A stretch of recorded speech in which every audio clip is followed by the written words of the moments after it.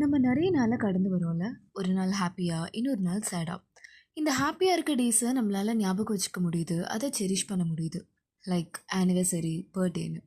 ஆனால் சோகமாக இருக்கனால நினச்சி கூட பார்க்க தோணலைல்ல. But why? இன்ஃபேக்ட் இந்த 2025 is one of the worst year for me. நிறைய கஷ்டப்பட்டிருக்கேன், நிறைய ஸ்ட்ரகிள்ஸை தாண்டி வந்திருக்கேன். ஆனால் இந்த ஒரு வருஷம் மட்டும்தான் எனக்கு இப்படி இருந்துச்சான்னு கேட்டிங்கன்னா கண்டிப்பாக கிடையாது. This is a chapter and இது எனக்கு ஒரு ஜஸ்ட் லேர்னிங் தான். நான் இங்கேயே உட்காந்துட்டேன்னா அதுதான் என்னோட டெஃபிட்டாக மாறும். And let me tell you one thing guys. எப்போ நீங்கள் உங்களோட ஸ்ட்ரகிள்ஸையும் ஸ்ட்ரெஸ்ஸையும் செரிஷ் பண்ண ஆரம்பிக்கிறீங்களோ அப்போ நீங்கள் லைஃப்பில் வின் பண்ணுவீங்க.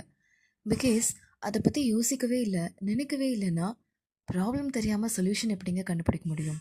அதுக்குன்னு நீ லைஃப்பில் வின் பண்ணிட்டியான்னு என்ன கேட்டிங்கன்னா still I'm trying my best to get it.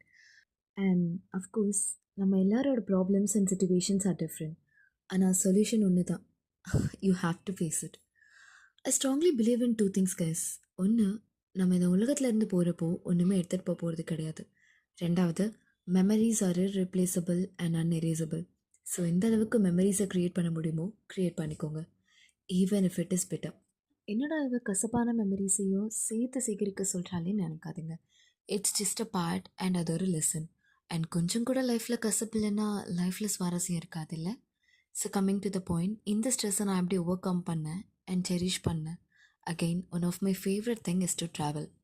இங்கே தான் போகணும் அங்கே தான் போகணுன்னு கிடையாது, எனக்கு ட்ராவல் பண்ணணும். That is what all I need.